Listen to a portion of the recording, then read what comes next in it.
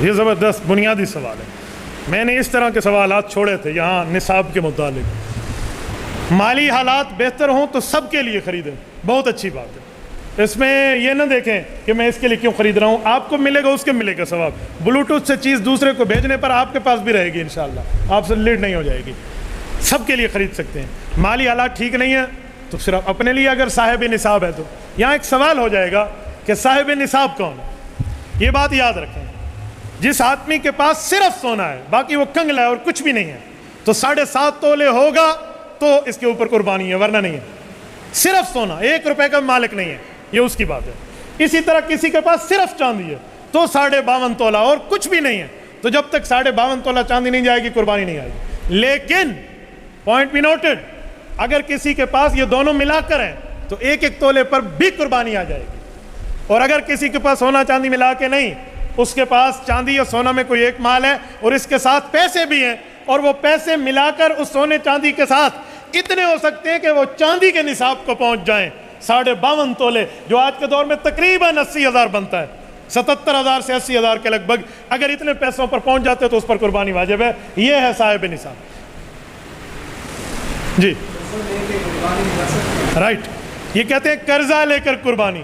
قرضہ لے کر وہ آدمی قربانی کرے گا جس پر قربانی کا نصاب پورا ہے اور اس کے پاس وقتی طور پہ پیسے نہیں ہیں، سونے چاندی کی شکل میں پیسے نہیں ہیں، یہ قرض لے کر کرے گا. ہاں وہ آدمی قرض نہ لے جس پر قربانی کے وہ نصاب پورا ہی نہیں ہے اور یہ بیچارہ قرض لیتا ہے، وہ نہ لے. لیکن ایک بندہ مالک ہے، صاحب نصاب ہے، جیب میں اس کے پاس کیش نہیں ہے تو قرض لے کر کرے گا. جی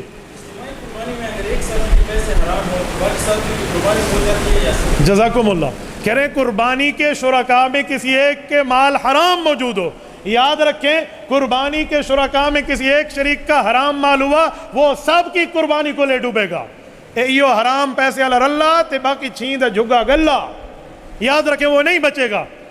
ایک شخص غصہ ہو کر ہمیں کہتے ہیں مولانا ہمارا حلال کا پیسہ ہے، ہمارا کیوں ضائع ہو جائے گا. میں نے کہا گاردن جانور کی ایک ہے اسی وجہ سے. کہتے ہیں سمجھ نہیں آئی. میں نے کہا میں سمجھاتا ہوں.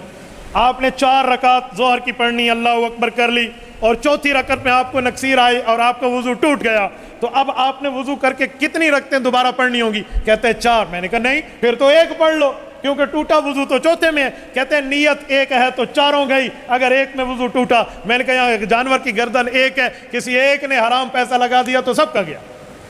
اسی لیے جن کا مال حرام پیسے والا ہے نا، میں ان کو گزارش کروں گا کہ خدا کے لیے دوسروں قربانیاں خراب نہ کریں. جی یا پانی ہے یا یہ ہے. جی کر سر.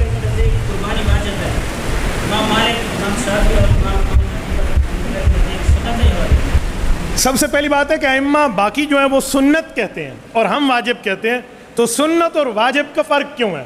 یاد رکھیں وہ جو سنت کہتے ہیں نا، اس سنت سے مراد بھی سنت واجب ہے. جیسے میں مثال دے رہا ہوں، داڑھی کیا ہے؟ سنت ہے. کیا کبھی رکھیں گے کبھی چھوڑ دیں گے؟ نہ، یہ سنت واجب ہے. ان نکاح من سنتی، بیوی رکھنا، شادی کرنا کیا ہے؟ سنت ہے. ڈوری والا رکھ کے چھینی والا طلاق یوں نہیں ہے، ہمیشہ رکھیں گے، ہمیشہ کی سنت ہے. تو ہمارے واجب کو وہ سنت کا نام دیتے ہیں، وہ یہ نہیں ہے بھئی اثر کی 4 سنتے ہیں، کبھی پڑھی کبھی نہ پڑھی. یہ ائمہ ثلاثہ کا موقع